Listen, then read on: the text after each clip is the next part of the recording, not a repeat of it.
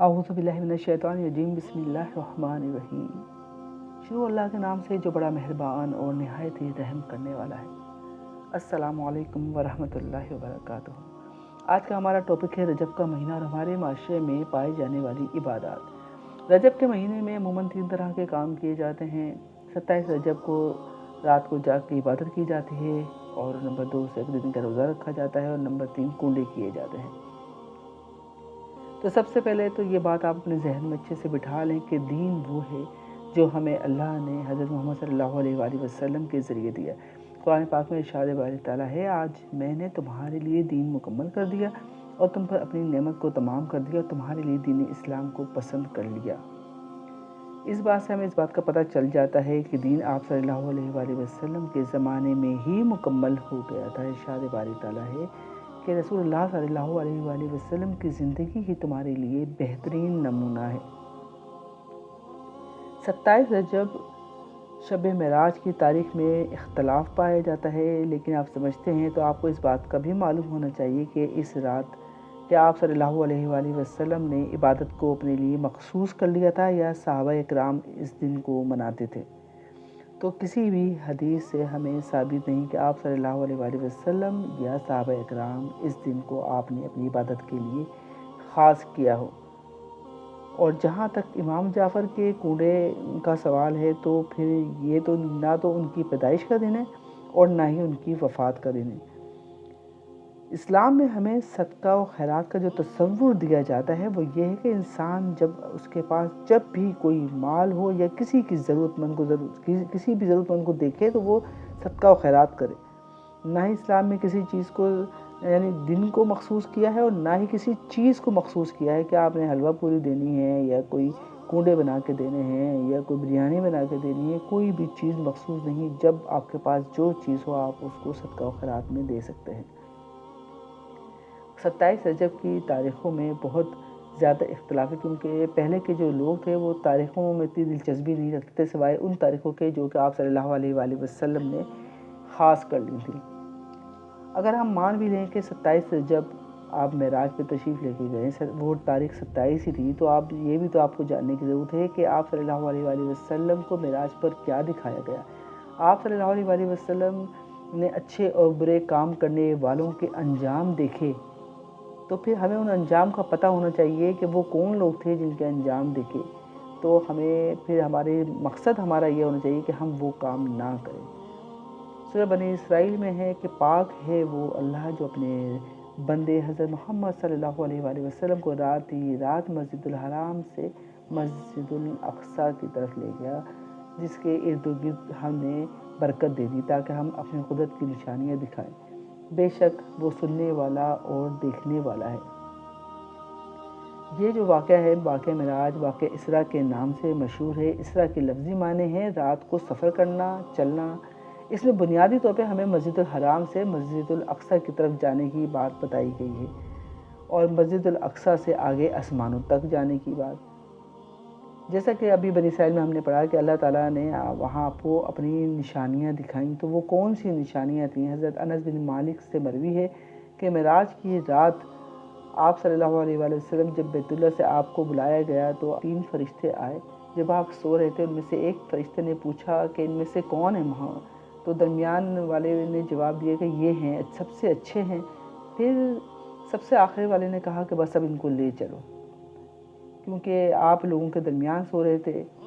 तो फिर दूसरी रात फिर इसी तरह हुआ कि इस रात फरिश्तों ने आप सल्लल्लाहु अलैहि वसल्लम से कोई बात नहीं की। आप सल्लल्लाहु अलैहि वसल्लम को उठाकर जमजम के पास लिटाया, वहाँ आपका सीना मुबारक चाक किया और ख़ुद जो कि हज़रत जिब्राइल अलैहिस्सलाम ने किया, और फिर सीना और पेट में उसकी चीज़ें निकाल के सोने का एक प्याला लाया गया जो हिकमत ईमान से पुर था। फिर आप सल्लल्लाहु अलैहि वसल्लम के सीने और गले की रगों को उससे पुर कर दिया। फिर आप सल्लल्लाहु अलैहि वसल्लम के पास एक तेज़ रफ्तार सवारी लाई गई जिसका नाम बुराक था, जिसकी बिजली की सी रफ्तार थी। उसका कदम वहाँ टिकता था जहाँ उसकी निगाह जाती थी। बहुत ही ज़्यादा तेज़ रफ्तार था। हज़रत जिब्राइल अलैहिस्सलाम ने उसे पकड़कर हुज़ूर सल्लल्लाहु अलैहि वसल्लम को उस पर सवार होने का कहा, तो वो घोड़ा जो है वो शौक़ी दिखाने लगा, बुदकने लगा। तो हज़रत जिब्राइल अलैहिस्सलाम ने उसके कान में कहा कि तुझे मालूम है कि ये कौन ہیں تو آپ صلی اللہ علیہ وآلہ وسلم اور فرمایا کہ یہ وہ مقرب اور سب سے مقرب اور سب سے محترم ہیں جو تجھ پہ سوار ہو رہے۔ یہ سن کر براق پسینہ پسینہ ہو گیا۔ پھر آپ صلی اللہ علیہ وآلہ وسلم اس پہ سوار ہوئے۔ حضرت جبرائیل علیہ السلام آپ صلی اللہ علیہ وآلہ وسلم کے ساتھ تھے۔ آپ صلی اللہ علیہ وآلہ وسلم حضرت جبرائیل علیہ السلام کے ساتھ آسمان کی طرف پہنچے۔ وہاں جب پہلے آسمان کی طرف آپ پہنچے تو وہاں دروازہ آپ نے کھٹکھٹایا تو فرشتوں نے پوچھا کہ کون ہے؟ تو جبرائیل علیہ السلام نے کہا کہ میں جبرائیل ہوں۔ پوچھا کہ ساتھ کون ہے؟ تو فرمایا محمد ہے۔ تو پھر ان سے پوچھا گیا کہ ان کے پاس پیغام الہی دے کر بھیجا گیا ہے؟ فرمایا ہاں۔ پھر دروازہ کھولا گیا، فرشتوں نے انہیں مرحبا کہا اور وہاں آدم علیہ السلام موجود تھے۔ سب سے پہلے آسمان پر حضرت آدم علیہ السلام موجود تھے۔ جبرائیل علیہ السلام نے کہا کہ یہ آپ کے باپ آدم ہیں، انہیں سلام کیجیے۔ آپ صلی اللہ علیہ وسلم نے انہیں سلام کیا تو انہوں نے جواب دیا اور مرحبا فرزند صالح نبی صالح کہا اور دوسرے آسمان پر گئے۔ اسی طرح سوال و جواب کا سلسلہ جاری رہا۔ دوسرے آسمان پر آپ نے حضرت عیسیٰ علیہ السلام اور حضرت یحییٰ علیہ السلام سے وہاں آپ کی ملاقات ہوئی اور اس کے بعد تیسرے آسمان کی طرف وہاں حضرت یوسف علیہ السلام کو پایا، چوتھے آسمان کی طرف حضرت ادریس علیہ السلام اور پانچویں آسمان پہ حضرت ہارون علیہ السلام اور چھٹے آسمان پہ حضرت موسیٰ علیہ السلام پر ان کو پایا۔ جب موسیٰ علیہ السلام کے پاس سے وہ آگے بڑھنے لگے تو موسیٰ علیہ السلام رونے لگے تو ان سے وجہ پوچھی گئی تو موسیٰ علیہ السلام نے کہا یہ ایک نوجوان پیغمبر ہے جو میرے بعد مبعوث ہوا، جن کی امت کے جنت میں جانے والے جو ہیں میری امت سے زیادہ ہوں گے۔ تو اس بات پہ ان کو بہت حسرت ہوئی اور وہ روئے، یعنی بنی اسرائیل کے بارے میں وہ کہہ رہے تھے۔ پھر ساتویں آسمان پر ابراہیم علیہ السلام کو پایا، پھر وہی سلام و جواب کا سلسلہ ہوا۔ ابراہیم علیہ السلام اپنی کمر بیت المعمور سے ٹیک لگائے ہوئے بیٹھے ہوئے تھے۔ دنیا میں ابراہیم علیہ السلام کو دنیا میں حضرت ابراہیم علیہ السلام نے خانہ کعبہ بنایا، آسمان پہ بھی اسی طرح انہیں اسی جگہ پہ رکھا گیا۔ پھر آپ صلی اللہ علیہ وآلہ وسلم نے فرمایا میں وہاں ایسے مقام پہ پہنچا جہاں میں نے قلموں کی لکھنے کی آواز سنی۔ اللہ تعالیٰ نے مجھ پر اور میری امت پر 50 وقت کی نمازیں فرض کی اور سورۃ البقرہ کی آخری 2 آیات عنایت کی، اور جو شخص اللہ کے ساتھ کسی کو شریک نہیں ٹھہرائے گا اس کے سارے گناہ معاف کر دیے جائیں گے۔ اور مسلم میں ایک اور ہے کہ جو کوئی بھی شخص نیکی کا ارادہ کرے گا تو اس کے لیے اجر لکھ دیا جائے گا، جبکہ اگر وہ گناہ کا ارادہ کرے گا جب تک نہیں کرے گا تو نہیں لکھا جائے گا۔ آپ صلی اللہ علیہ وسلم نے جنت اور دوزخ کو دیکھا، دوزخ میں زیادہ تر ناشکری عورتوں کو دیکھا اور جنت میں غربا اور مساکین کو دیکھا۔ اور اس کے علاوہ آپ صلی اللہ علیہ وآلہ وسلم نے فرمایا کہ میرا گزر ایک قوم کی طرف ہوا جن کے ناخن تانبے کے تھے۔ میں نے حضرت جبرائیل علیہ السلام سے پوچھا یہ کون لوگ ہیں؟ انہوں نے کہا یہ وہ لوگ ہیں جو دوسروں کا گوشت کھاتے تھے، یعنی غیبت کرتے تھے اور ان کی عزتوں کے ساتھ کھیلتے تھے۔